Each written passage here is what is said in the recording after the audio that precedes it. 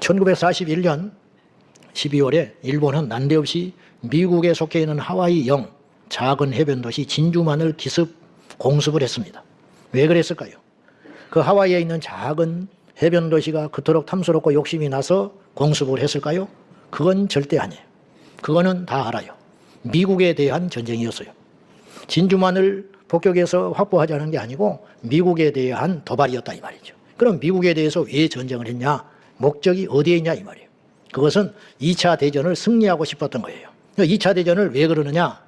미국이 팽창주의에 일본이 무섭게 다른 나라들을 집어삼키니까 그것을 막아보고자 금수 조치를 내립니다. 그래서 전쟁의 필수적인 두 가지 요소를 일본으로 들어가지 못하게 막아버려요. 일본은 알다시피 자체의 석유가 안 나는 나라, 그리고 철강을 만들어내는데 한계가 있는 나라예요. 근데 전쟁에 있어서 철강과 석유는 필수적이에요.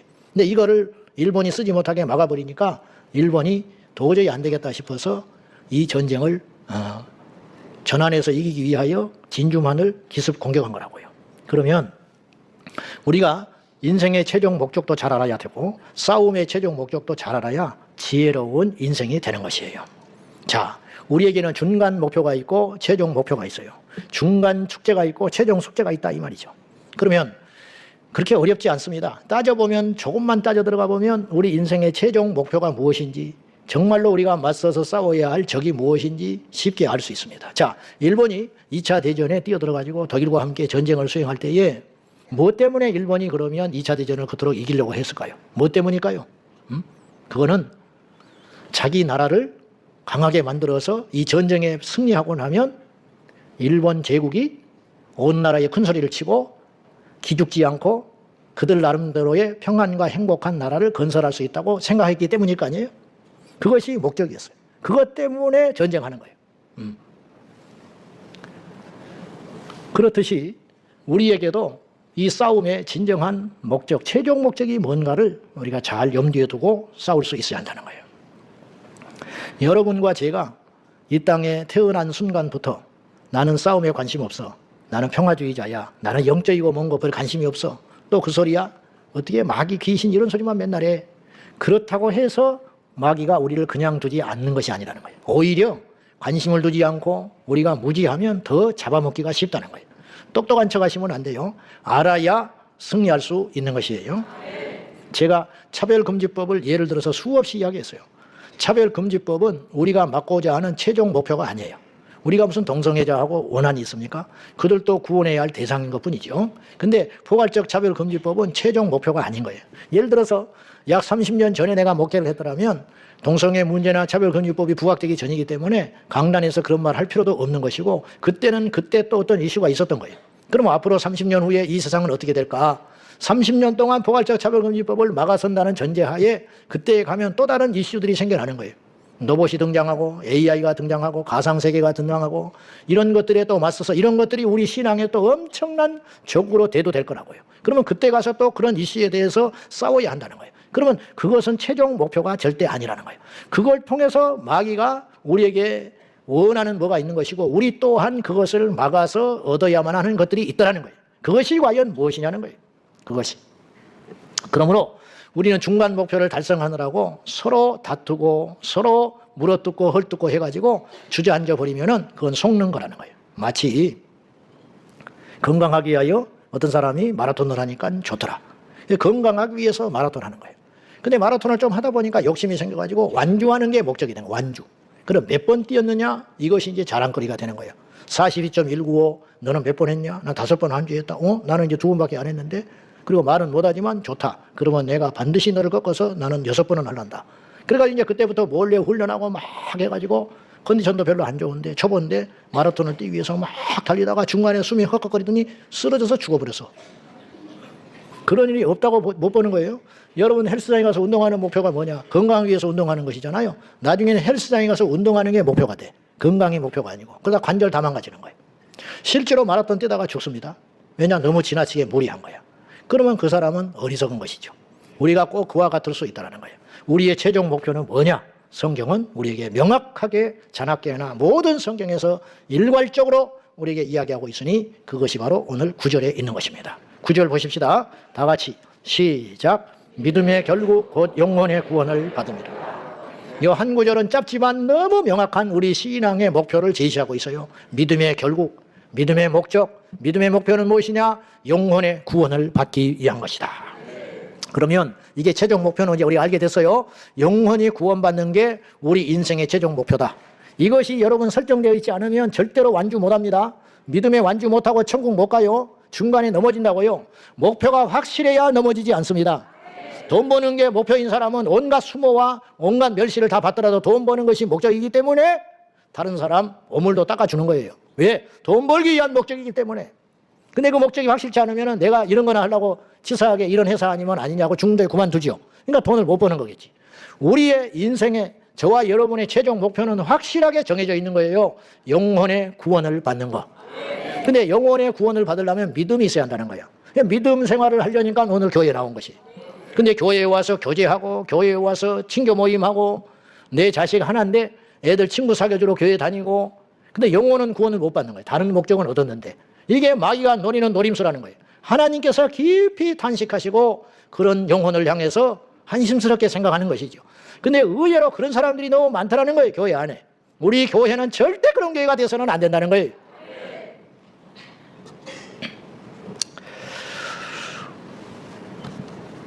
오늘 본문의 8절과 9절에 보시면은 주님을 믿고 믿음의 목표가 영혼을 구원하는 것인데 영혼의 구원을 받은 사람은 특징이 있다. 그게 뭐냐? 증거가 있으니 예수님을 보지 못하지만 사랑한다. 그리고 말할 수 없는 영광 가운데 기쁨이 사라지지 않는다는 거예요. 왜냐? 최종의 것을 얻었기 때문에. 그래서 심지어 6절 보세요. 6절 다 같이 시작. 그러므로 너희가 이제 여러 가지 시험으로 말미암아 잠깐 근심하게 되지 않을 수 없으나 오히려 크게 기뻐하는도다. 베드로 전후서의 이 주제는 무엇이냐면 초대교회 성도들이 세상에 살면서 믿음을 지키느라고 고난을 당하는 성도들이 많습니다. 그리고 이 고난이 해석이 안 돼. 왜 예수 믿는데 이런 고난이 있냐는 거예요. 혹은 하나님은 왜 안 지켜주시냐는 거예요. 그리고 믿음이 약한 사람은 퍽퍽 쓰러져요. 그걸 베드로가 당부하고 굳게 세워주기 위해서 너희만 고난당하는 거 아니야. 그리고 예수 믿는다고 어려움 당하는 것을 이상한 일로 생각하지 마. 오히려 더 어려울 수 있어. 왜? 마귀가 생명의 길에 들어선 우리를 그냥 두지 아니하고 우는 사자처럼 발악을 하고 덤벼들기 때문이야. 너희들이 이걸 잘 알고 너희들만 고난당하는 게 아니고 세상에 있는 믿음의 형제 자매들이 다 고난을 당하고 있는 것이니까 견디고 인내해야 된다. 이걸 이제 깨닫게 하려고 이 편지를 쓴 것이거든요. 근데 다행히 그걸 깨닫는 사람들이 있었다는 거예요.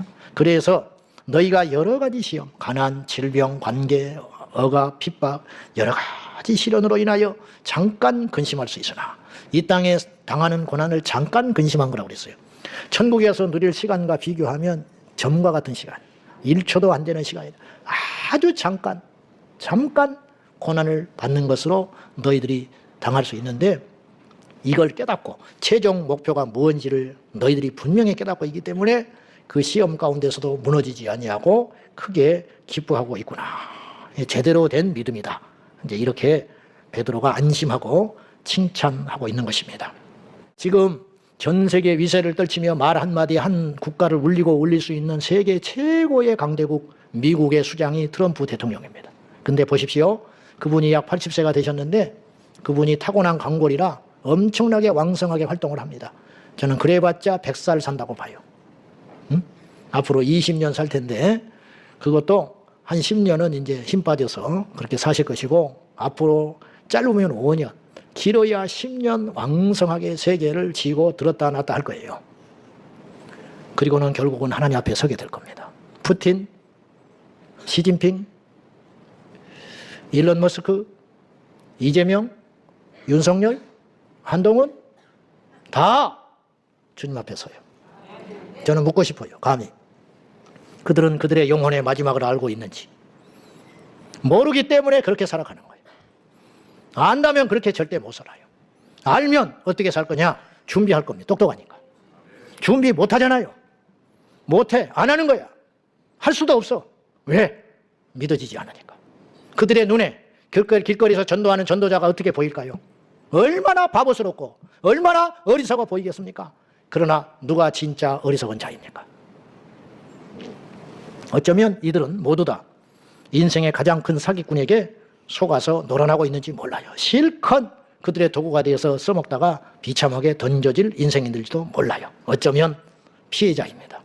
가장 지혜롭고 실속 있는 사람은 어쩌면 저 시골 교회 몇 명 모이지도 않는 그 교회 공동체에서 그 지역 떠나보지도 않고 태어나서 그냥 그럭저럭 풍지고 힘든 세상, 남편한테 사랑도 받지 못하고, 그러나 예수님을 만나서 그 교회가 최고인 줄 알고 새벽기도도 쉬지 않고 그냥 자기 교회 목사님이 최고인 줄 알고, 여기서 이제 전제 조건이 있죠. 그 교회에서 참된 진리의 말씀을 선포한다는 전제하에 그 교회에서 텔레비전 틀어보면 세상에 어수선하고 주여 그리고 이 나라를 지켜주세요. 뭐가 뭔지는 모르지만 하나님 이 나라 지켜주세요. 그렇게 눈물 짓고 기도하고 있는 그 한 할머니 성도가 어쩌면 트럼프보다 푸틴보다 더 지혜롭고 실속 있는 인생일 수 있다는 거예요. 그 사람이 진짜 인생의 승리자일 수 있다는 거예요. 제 말이 억지가 아닙니다. 여러분 절대 교만하면 안 돼요. 여러분의 생각에 사로잡히면 안 되고 말씀 앞에 무릎을 꿇어서 믿음의 결국 영혼의 구원 제발 부탁드리는데 저나 여러분이나 여러분의 영혼을 소중히 여겨달라 이 말이에요. 여러분의 영혼이 얼마나 중요하고 가치가 있는지 우리 젊은이들은 너무 인생을 쉽게 사는 젊은이들이 많아요. 오토바이 타고 중학교 아이들이 헬멧도 안 쓰고 막 부릉부릉 신호도 안 지키고 막 누비고 다니잖아요. 멋지십니까? 대단해 보이십니까? 전부 혀를 끌끌 찬다. 예, 우리도 옛날에 그랬다. 그러나 큰일 난다. 근데 모르는 거예요, 그 인생들은. 지금 하나님의 은혜로 우리에게 영의 시야를 뜰 수 있도록 눈을 주신 거예요. 하나님이 믿어지게 하시고 천국이 보여지게 하시고 그로 인하여 내 인생을 바꿔주신 하나님, 우리가 얼마나 엄청난 기회를 얻게 되었으며 엄청난 기회를 붙잡았는지 여러분이 꼭 눈이 떠져야 된다 이런 말이에요. 이 피할 수 없는 전쟁에 관여된 존재는 세 존재, 하나님, 마귀, 그리고 중간자인 인간, 이 세 공통점이 있는데 하나님이 영이시고 마귀가 영적 존재고 또한 인간이 영적 존재입니다. 근데 인간은 특이하게 영적 존재인과 동시에 아직 육체 가운데 있어요. 이 육체가 죽게 되면 이제 완전한 영적 존재가 되는 것이죠. 이 세 존재가 맞물려 가지고 치열하게 전쟁을 치르고 있는데 하나님이나 마귀나 양보할 수 없는 우리 영혼을 놓고 중간에 놓고 벌이는 치열한 전쟁들이 지금도 벌어지고 있다는 거예요. 그런데 정작 우리만 몰라요. 그 싸움에 직접 당사자인 인간만 무지하고 어리석어서 이 치열한 전쟁이 일어난 줄 모르고 눈에 보이는 육의 전쟁, 눈에 보이는 육의 것들만 취하고 살아가느라고 정작 영혼의 안전과 미래에 대해서는 별 관심이 없다 이런 말이에요. 지금 성경 안팎에서 예나 지금이나 일어나고 있는 치열한 전쟁의 모델들이 많습니다. 성경만 펴보면 그 이야기가 줄을 이어요. 어느 때는 직접 마귀가 등장하기도 하고 어느 때는 감춰져 있는데 분명히 마귀가 하는 일이 보이는 것이죠. 하나님이 직접 개입하기도 하시고 하나님이 하시는 일인데도 불구하고 하나님의 손이 안 보이는 대목도 성경에는 너무 많다는 거죠. 그 많고 많은 모델들과 사례들 중에 한 사례만 여러분에게 소개를 하자면 욥의 경우를 볼 수 있어요. 욥기서 1장에 보면 저 천상에서 하나님과 사탄이 만남을 갖습니다. 근데 마귀가 온 세상을 쭉 둘러보고 하나님 앞에 섰습니다. 그리고는 세상을 두루 감찰하고 보고 왔나이다. 그러니까 하나님께서 한 사람을 자랑을 해요. 내 종 욥을 유의하여 봤느냐. 즉 욥의 믿음을 칭찬하신 거예요. 우리 하나님이. 그것에 묘한 질투심을 느낀 마귀가 무너뜨리고 싶어서 하나님께 이렇게 제안을 해요. 하나님, 저 욥이라는 인물이 까닭 없이 하나님을 찬송하고 섬기겠습니까? 하나님이 엄청난 복을 주셨잖아요. 자식도 많이 줬지요. 재물도 많이 줬지요. 세상에서 유명하게 하셨잖아요. 동방에서 제일 가는 부자로 하나님이 만들어준 것 아닙니까? 그러니까 저렇게 믿는 것처럼 보이는 거지요. 제가 한번 흔들어 보겠습니다. 그러자 하나님이 허락을 해요. 그러나 육체는 치지 말거라 그래요. 그때부터 냉큼 내려가가지고 마귀가 모든 걸 동원하여 욥을 치기 시작하는데 성경에는 마귀가 직접 쳤다고 나오지 않아요. 강도를 동원하고 기후를 동원하고 환경을 동원해가지고 첫 번째로 욥의 자식들을 다 죽입니다. 그 다음에는 욥의 재산을 다 강탈해서 갑니다. 근데도 욥이 무너지지 않습니다. 욥이 버텨요. 즉 믿음을 떠나지 않는다고. 그냥 마귀가 진 거예요. 그러니까 하나님이 승리한 것이죠. 하나님께서 욥을 칭찬하시고 믿음을 인정했는데 그것이 증명이 됐으니까. 그러자 마귀가 또다시 하나님께 제안을 합니다. 그러면 아직은 견딜만 하니까 견디는 겁니다. 저 육체를 내가 한번 쳐보도록 허락해 주십시오. 좋다. 그러나 생명은 건드리지 말아라. 여기서 이제 하나님의 허락하에 사탄이 움직이고 있는데, 그래서 이제 결국은 그의 육체까지도 치게 됩니다. 그래가지고 정수리부터 발끝까지 온몸이 전기가 솟아나서 아프고 가렵고 밤낮을 긁어대고 있는데 그의 아내는 이해를 못해요. 그래가지고 그의 아내가 그의 남편 욥에게, 그렇게 주저앉아 있는 욥에게 이렇게 이야기를 해요. 네가 믿는 하나님을 저주하고 죽어버려라. 이러고도 하나님이 있냐? 응? 우리 자식을 다 뺏어가고 우리 재산이 다 망가지고 급기야 당신의 몸도 이 지경이 됐는데도 하나님을 아직도 입에서 거론하고 있느냐고 이해를 못해요. 그래서 당신의 하나님을 저주하고 죽어버려라. 일생일대의 시험을 욥이 당한 겁니다. 그러나 욥은 입술로도 하나님께 원망하지 않습니다. 즉 믿음으로 버텼고 그의 영혼을 지켜냈다, 그런 뜻이에요. 결국은 마귀는 손들고 떠나갑니다. 그대로 숱한 연단과 훈련과 과정을 통해서 욥은 정확히 2배의 복을 받습니다. 자, 2배의 복을 받은들 욥의 그 상처가 치유됐을까요? 죽어버린 자식들은 부자가 되고 또 다른 자식이 배나 생겨도 그의 가슴 속에 평생 간직하고 살아야 할 아픔입니다. 그럼에도 불구하고 욥은 견뎌내고 승리했습니다. 왜냐? 영혼의 가치를 알았기 때문이라는 거죠. 이게 하나의 중요한 샘플이 되는 거예요. 마귀는 그건 무엇을 노리고 욥을 그렇게 죽기 살기로 덤벼들어 공격을 하고 쳤을까요? 그것은 욥의 재산을 빼앗기 위한 것이 아니고, 욥의 건강을 빼앗기 위한 것이 아니고, 욥의 자식의 생명을 원한 것이 아니고, 그런 과정을 통해서 욥에게 최종적으로 노리는 것이 있었어요. 아시잖아요. 그게 뭡니까? 영혼이 무너지는 것이었어요. 그의 입술로 하나님은 없어, 하나님이 계시다면 이럴 수 없어 박차고 일어나서 안식일도 지키지 않고 하나님께 제단도 드리지 아니하고 이제 낙심하고 절망하여 제멋대로 살아가는 것, 그것을 마귀가 원했다는 거죠. 그러나 욥은 무너지지 않았습니다. 그곳에서 버티면서 그러한 엄청난 시련 가운데서도 여호와 하나님을 경배하고 여호와 하나님을 찬양함으로 하나님께 진정한 기쁨을 드리고 원수 마귀에게는 패배를 가져다 준 믿음의 승리자가 되었다라는 것입니다. 우리 하나님께서 우리에게 요구하시는 것은 바로 그것이라는 것이에요. 우리 인간의 영혼을 놓고 벌이는 이 첨예한 전쟁 가운데 하나님도 양보할 생각이 없으시고 마귀도 양보할 생각이 없어요. 마귀는 언제까지 활동을 하느냐? 무저갱에 집어넣어 하나님의 최종 심판이 완성될 때까지 원수 마귀는 이 땅을 합법적으로 지배하고 통치하고 있습니다. 그래서 마귀를 일컬어서 뭐라고 이름이 붙었냐? 세상 권세자라, 이 세상의 통치자라, 이 세상을 제멋대로 주무를 수 있는 존재가 원수 마귀라는 거예요. 그럼 하나님은 왜 그걸 그렇게 우리 인간을 공격하고 우리 인간을 짓누르고 우리 인간의 믿음을 가져가도록 시험하도록 놔두시는가? 그것은 우리 하나님께서 원하시는 것은 로봇처럼 앵무새처럼 하나님을 경외하는 것을 원하지 아니하시고 어려움과 시련과 때로는 자발적 의지를 통하여 나의 하나님은 진정으로 살아계신 하나님이고 나의 시련과 고난과 고통과 어려움 가운데에서도 살아계신 하나님을 부인하거나 떠나거나 부정할 수 없다고 담대히 선포하는 우리들을 통하여 하나님의 살아계심이 온 만방에 나타나길 원하시는 그 뜻을 갖고 계시고, 그렇게 산 자에게 하나님께서 저 하늘에서 구원과 상급을 주시려고 기다리고 있으니 이 땅에서 당한 고난과 수모와 핍박과 눈물과 고통과는 비교할 수 없는 엄청난 가치의 상급들이 저 하나님 앞에 가면 기다리고 있다라는 것이, 그것을 취하는 것이 우리 인생의 최종 목표인 줄로 믿습니다. 깊게 생각할 필요도 없어요. 하나님이 살아계시구나, 천국이 있구나, 그러면 나는 천국 가기 위해서 뭘 지켜야 되느냐? 답이 나와 있습니다. 끝까지 지키고 견디는 저와 여러분 되셔서 이 전쟁에서 승리하기를 축원합니다. 기도하십시다. 하나님 아버지, 오매한 저희들에게 눈을 열어 주십시오. 날마다 날마다 천국, 예수 그리스도 복음 십자가 구원을 이야기하고 되뇌이나 눈에 보이는 현실 속에서 타협하고 무너지고 미끄러지고 살아갑니다. 주여, 우리 믿음 없음을 용서해 주시고 앞으로 기쁜 일이든 슬픈 일이든 잘 때든 안 되든 우리 인생의 최종 목적이 영혼의 구원받는 것임을 깨달아 알았으니 그것을 놓치지 않게 하여 주시옵소서.